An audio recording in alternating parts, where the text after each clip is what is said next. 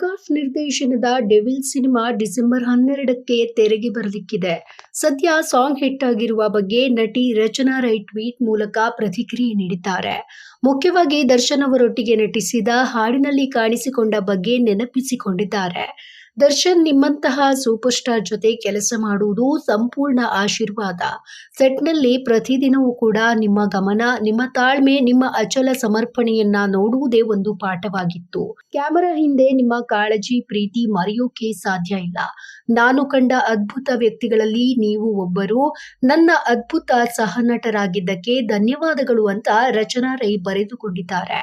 ಥೈಲ್ಯಾಂಡ್ನ ಪುಕೆಟ್ನಲ್ಲಿರುವಂತಹ James bond ಐಲ್ಯಾಂಡ್ನಲ್ಲಿ ಒಂದೇ ಒಂದು ಸಲ ಸಾಂಗ್ ಶೂಟ್ ಮಾಡಲಾಗಿದೆ.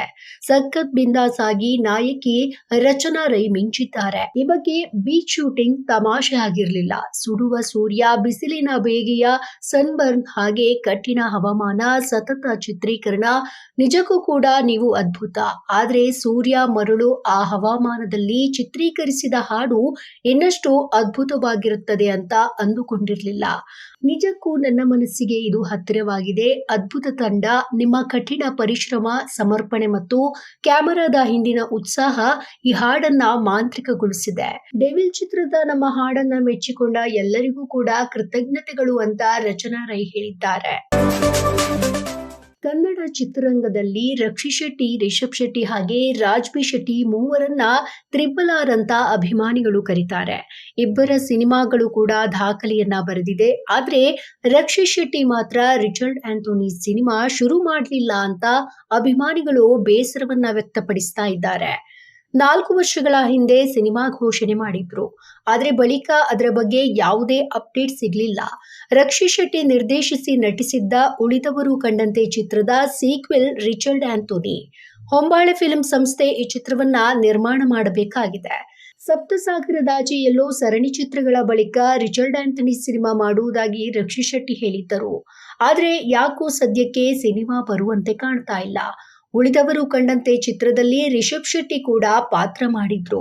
ಸದ್ಯ ಕಾಂತಾರ 1 ಸಕ್ಸಸ್ನ ನಂತರ ಈ ಸಂಭ್ರಮದಲ್ಲಿ ಅವರು ಊರೂರು ಸುತ್ತುತ್ತಾ ಇದ್ದಾರೆ. ಸೂರಜ್ ಕುಮಾರ್ ಯೂಟ್ಯೂಬ್ ಸಂದರ್ಶನದಲ್ಲಿ ಭಾಗಿಯಾಗಿದ್ದು ರಿಚರ್ಡ್ ಆಂಥೋನಿ ಚಿತ್ರದ ಬಗ್ಗೆ ಪ್ರಶ್ನೆ ಕೂಡ ಎದುರಾಯಿತು. ನಿಮ್ಮ ಸ್ನೇಹಿತ ಸಿನಿಮಾ ಘೋಷಣೆ ಮಾಡಿ 4 ವರ್ಷ ಆಯ್ತು, ಇನ್ನೂ ಕೂಡ ಅದರ ಬಗ್ಗೆ ಅಪ್ಡೇಟ್ ಇಲ್ಲ, ಎಲ್ಲಿಗೆ ಬಂತು ಸಿನಿಮಾ ಅಂತ ಪ್ರಶ್ನೆಯನ್ನ ಕೇಳಿದ್ದಾರೆ. ಇದಕ್ಕೆ ರಿಷಬ್ ಶೆಟ್ಟಿ ಉತ್ತರವನ್ನ ಕೂಡ ಕೊಟ್ಟಿದ್ದಾರೆ. ರಕ್ಷಿತ್ ಎಲ್ಲಿದ್ದಾನೆ ನನಗೂ ಗೊತ್ತಿಲ್ಲ, ನಾನು ಕಾಯ್ತಾ ಇದ್ದೀನಿ. ಸದ್ಯ US ನಲ್ಲಿ ಸ್ಕ್ರಿಪ್ಟ್ ಕೆಲಸದಲ್ಲಿ ರಕ್ಷಿತ್ ಶೆಟ್ಟಿ ಬ್ಯುಸಿಯಾಗಿದ್ದಾನೆ. ಆದಷ್ಟು ಬೇಗ ಸಿನಿಮಾ ಶುರು ಮಾಡ್ತಾನೆ. ರಿಚರ್ಡ್ ಆಂಥೋನಿ ಜೊತೆಗೆ ಮತ್ತೊಂದು ಸ್ಕ್ರಿಪ್ಟ್ ಕೂಡ ಮಾಡ್ತಾ ಇದ್ದಾನೆ. ಅವನು ಬಹಳ ಒಳ್ಳೆಯ ಟೆಕ್ನಿಷಿಯನ್ ಕೂಡ ಅಂತ ರಿಷಬ್ ಶೆಟ್ಟಿ ಹೇಳಿದ್ದಾರೆ. ಈ ವರ್ಷದ ಆರಂಭದಲ್ಲಿ ಥೈಲ್ಯಾಂಡ್, ರಾಜಸ್ಥಾನ ಅಂತ ಒಂದು 6 ತಿಂಗಳು ನೆಮ್ಮದಿಯಿಂದ ಓಡಾಡಿಕೊಂಡಿದ್ರು ದರ್ಶನ್. ಆದ್ರೆ ಈ ಅದೃಷ್ಟ ಅನ್ನೋದು ಎಂಥವರ ಬದುಕನ್ನ ಕೂಡ ಬದಲಾಯಿಸಿ ಬಿಡುತ್ತೆ. ಈ ಮಾತುಗಳಿಗೆ ಜ್ವಲಂತ ಉದಾಹರಣೆಯಂತೆ ಇರುವ ದರ್ಶನ್ಗೆ ದುರಾದೃಷ್ಟ ಮತ್ತೆ ಬೆನ್ನತ್ತಿದೆ. ಕಂಬಿ ಹಿಂದೆ ಮತ್ತೊಮ್ಮೆ ಬದುಕನ್ನ ಸಾಗಿಸ್ತಾ ಇದ್ದಾರೆ.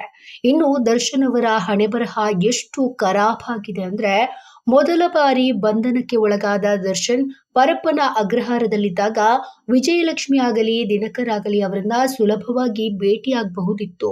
ಪತಿಯ ದರ್ಶನ ಪಡೆಯುವುದು ಆಗ ವಿಜಯಲಕ್ಷ್ಮಿ ಅವರಿಗೆ ತುಂಬಾನೇ ಸುಲಭವಾಗಿತ್ತು. ಮೊದಲು ವಿಜಯಲಕ್ಷ್ಮಿ ಜೈಲಿಗೆ ಬಂದ್ರೆ ಜೈಲಿನ ಅಧಿಕಾರಿಗಳು ಚೇಂಬರ್ಗೆ ಇವರನ್ನ ಕರೆದೊಯ್ತಾ ಇದ್ರು. ಅಲ್ಲಿ ವಿಜಯಲಕ್ಷ್ಮಿ ತಮ್ಮ ಪತಿಯ ಜೊತೆ ಮಾತನಾಡ್ತಾ ಇದ್ರು. ಆದ್ರೆ ಈಗ ಮೊದಲಿನ ವಾತಾವರಣ ಅಲ್ಲಿಲ್ಲ. ಸುಪ್ರೀಂ ಕೋರ್ಟ್ನ ಆದೇಶ ವಿಜಯಲಕ್ಷ್ಮಿ ಅವರನ್ನ ಕೂಡ ಹೈರಾಣಾಗಿಸಿದೆ.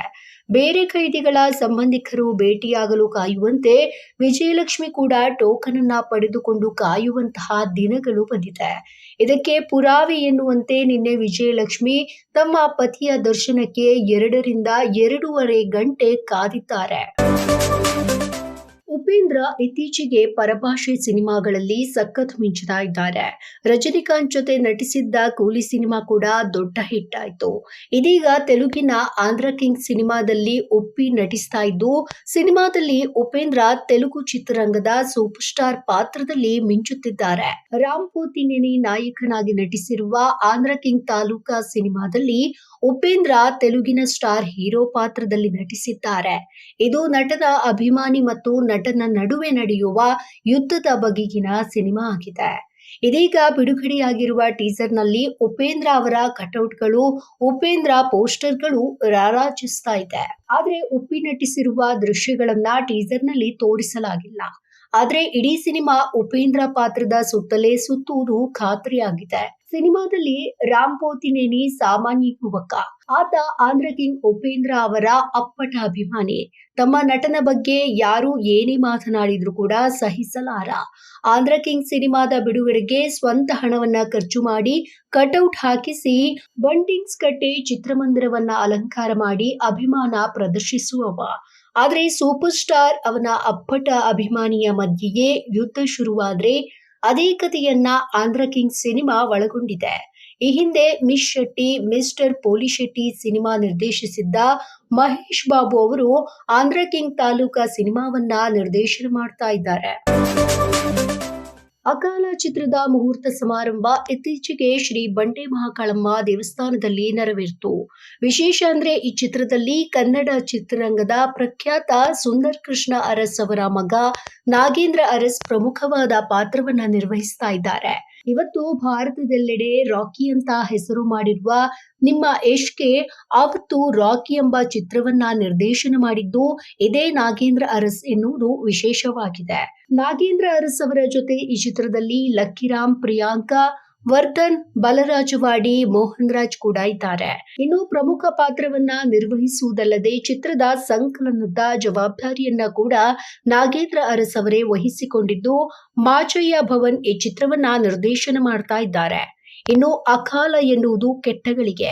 ಈ ಗಳಿಗೆಯಲ್ಲಿ ವ್ಯಕ್ತಿಯೊಬ್ಬ ಏನೆಲ್ಲ ಮಾಡ್ತಾನೆ ಎನ್ನುವುದೇ ಚಿತ್ರಕಥಾ ಹಂದರ ಎನ್ನುವುದು ಹೇಳಿರುವಂತಹ ನಿರ್ದೇಶಕ ಮಾಚಯ್ಯ ಭವನ್ ಅಕಾಲ ಪಾತ್ರದಲ್ಲಿ ನಾಗೇಂದ್ರ ಅರಸ್ ಕಾಣಿಸಿಕೊಳ್ಳಲಿದ್ದಾರೆ ಅಂತ ಮುಹೂರ್ತ ಸಮಾರಂಭದಲ್ಲಿ ಮಾಹಿತಿಯನ್ನ ನೀಡಿದ್ದಾರೆ.